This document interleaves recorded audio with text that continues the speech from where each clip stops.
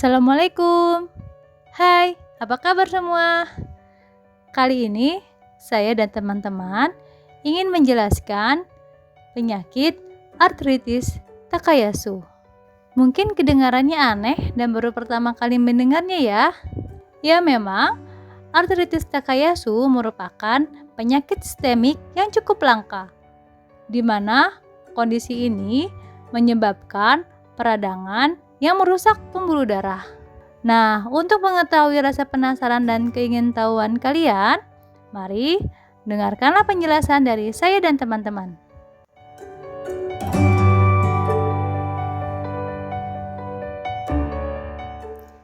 Definisi dari arteritis Takayasu. Arteritis Takayasu juga dikenal sebagai Pushless disease, occlusive thromboaortopathy, dan Martorell syndrome. Ini adalah peradangan kronis pembuluh darah arteri yang mempengaruhi pembuluh darah besar, terutama aorta dan cabang utamanya. Peradangan pembuluh darah menyebabkan penebalan dinding, fibrosis, stenosis, dan pembentukan trombus. Peradangan seperti ini dapat menyebabkan bagian pembuluh darah tersebut menjadi melemah dan meregang. Akibatnya dapat terbentuk aneurisma atau tonjolan pembuluh darah. Pembuluh darah juga dapat menyempit atau tersumbat total. Gejala klinis dapat berupa iskemi pada organ. Untuk peradangan lebih akut dapat merusak arteri dan dapat menyebabkan terjadinya aneurisma. Nah, teman-teman, ini adalah gambar dari pembuluh darah kita. Pembuluh darah yang dekat dengan jantung. Di sini ada pembuluh darah yang gambarannya normal. Dan di sebelahnya adalah pembuluh darah yang terkena penyakit Takayasu artritis.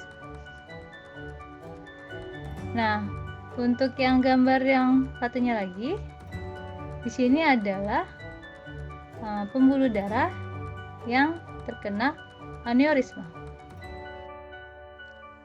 Etiologi arteritis Takayasu penyebabnya masih belum diketahui. Demikian pula urutan patogen dari penyakit ini masih belum diketahui dengan jelas. Namun, hipotesis yang berkembang di mana antibodi dalam jaringan aorta akan dirangsang oleh stimulus yang diketahui menyebabkan induksi rantai kelas 1 mayor histocompatibility terkait H atau MICA yang terletak di sel-sel vaskular. Diduga penyakit ini terkait faktor lingkungan dan genetik. Salah satu hipotesis umum juga menyatakan, tetapi belum terbukti, bahwa hal itu dipicu oleh infeksi.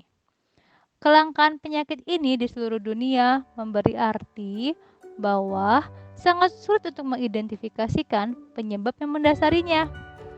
Peradangan melibatkan sel darah putih menginvasi dinding arteri menjadi predisposisi untuk merusak dan menyebabkan jaringan parut. Epidemiologi. Artritis Takayasu berdistribusi di seluruh dunia, tetapi lazim di populasi Asia. Hal ini pertama kali dilaporkan pada tahun 1908 oleh dokter mata Jepang. Pola klinis penyakit di Yunani menyerupai pola yang diamati di Jepang dan negara-negara barat. Namun, keterlibatan arkus aorta telah dilaporkan lebih dalam oleh bangsa Jepang.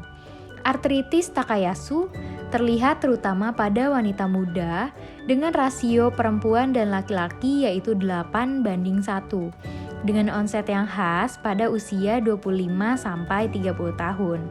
Beberapa studi hospital base mencerminkan kejadian 1-2 per juta kasus, namun data insiden yang tersedia dan prevalensi terbatas. Artritis Takayasu adalah penyebab paling umum dari renovaskular hipertensi di India. Juga sebuah penelitian di Italia menunjukkan bahwa aneurisma aorta tidak jarang pada pasien dengan artritis Takayasu. Gejala klinis. Artritis Takayasu terdiri dari fase aktif di awal dan fase kronis di akhir. Namun beberapa kasus mungkin tidak memiliki riwayat inflamasi sebelumnya. Fase aktif dapat berlangsung selama berminggu-minggu hingga berbulan-bulan dengan pola yang timbul dan kambuh. Para pasien dengan artritis Takayasu biasanya datang dengan claudicatio dan gejala sistemik non-spesifik seperti kelelahan, demam, atralgia, penurunan berat badan, malaise, kelemahan, berkeringat di malam hari, dan pandangan kabur. Gambaran klinis menonjol secara nyata dapat dilihat dengan penurunan tekanan darah dan lemahnya denyut nadi pada ekstremitas atas dengan dingin atau mati rasa pada jari-jari. Inilah sebabnya mengapa artritis Takayasu juga disebut sebagai pulseless disease. Pada pemeriksaan, denyut perifer dari ekstremitas atas, misalnya denyut arteri radial, sering ditemukan lemah atau bahkan tidak ada. Gangguan visual seperti cacat visual, perdarahan retina, dan kebutaan total juga umum ditemukan pada artritis Takayasu. Defisit neurologis dan aneurisme otak telah dilaporkan pada anak-anak dengan artritis Takayasu. Diagnosis pada Takayasu arteritis sebagian besar didasarkan pada manifestasi klinis dan berbagai prosedur yang digunakan untuk menegakkan diagnosis serta memantau perkembangan penyakit. Prosedur yang dapat digunakan diantaranya USG, MRA, angiografi, dan CTA. Ultrasonografi atau USG merupakan metode diagnosis yang ideal pada pasien arteritis Takayasu stadium awal. Ketika peradangan pada dinding pembuluh darah sedang terjadi, USG juga dapat menunjukkan aliran darah dalam pembuluh darah. USG merupakan alat pemeriksaan awal yang populer digunakan dalam penegakan diagnosis karena relatif cepat, murah, tidak invasif, dan tidak ada paparan radiasi. USG juga dapat digunakan jangka panjang untuk memantau progresi arteritis Takayasu. Tidak semua lesi vaskular dapat terlihat dengan USG, dan keakuratannya bergantung pada pindaian serta kemampuan pembaca hasil pindaiannya. Magnetic Resonance Angiography atau MRA dapat digunakan untuk mendiagnosis arteritis Takayasu pada stadium awal. Dapat memperlihatkan perubahan-perubahan yang terjadi seperti penebalan dinding pembuluh darah, bahkan perubahan kecil dapat diukur. Sehingga MRA menjadi alat yang menguntungkan untuk pemantauan progresi penyakit tanpa paparan radiasi, seperti pada angiografi langsung atau CTA. Namun, MRA merupakan pemeriksaan yang mahal dan kurang jelas untuk menunjukkan klasifikasi aorta dan percabangannya daripada pemeriksaan lainnya. Angiografi biasa digunakan untuk penegakan diagnosis arteritis Takayasu, terutama pada penyakit stadium lanjut ketika terjadi kekakuan arteri atau arterial stenosis, oklusi atau penyumbatan, dan aneurisma. Namun angiografi relatif invasif dalam penggunaannya karena pasien terpapar radiasi dosis besar sehingga tidak direkomendasikan untuk pemeriksaan rutin. Yang terakhir yaitu computed tomography angiografi atau CTA dapat dipakai untuk menentukan ukuran aorta dan percabangannya serta mengidentifikasi lesi dinding pembuluh darah pada stadium lanjut dan arteritis Takayasu. CTA juga dapat menunjukkan aliran darah dalam pembuluh darah. Seperti angiografi, CTA memiliki risiko paparan radiasi yang cukup tinggi. Terapi pada arteritis Takayasu. Agar kondisi penderita tidak semakin parah dan tidak menimbulkan komplikasi, penderita Takayasu arteritis perlu menjalani pengobatan. Di antaranya, pertama, pemberian obat antiinflamasi atau anti peradangan dan imunosupresif atau penekan sistem imun. Pada pemberian obat anti peradangan, Diperlukan waktu 1-3 bulan atau lebih sesuai instruksi dari dokter. Salah satu contoh obatnya yaitu prednisolon. Jika pemberian obat anti peradangan tidak cukup efektif, maka obat penekan sistem imun menjadi pilihan selanjutnya. Salah satu contoh obatnya yaitu methotrexate. Namun, dalam pemberian obat-obatan ini dapat menimbulkan efek samping seperti pengeroposan tulang. Tetapi tidak perlu khawatir karena dokter biasanya akan merekomendasikan suplemen kalsium dan vitamin D untuk menurunkan resiko tersebut. Kedua, tindakan bedah atau operasi. Prosedur pembedahan akan disarankan oleh dokter apabila telah terjadi penyempitan atau penyumbatan pada arteri.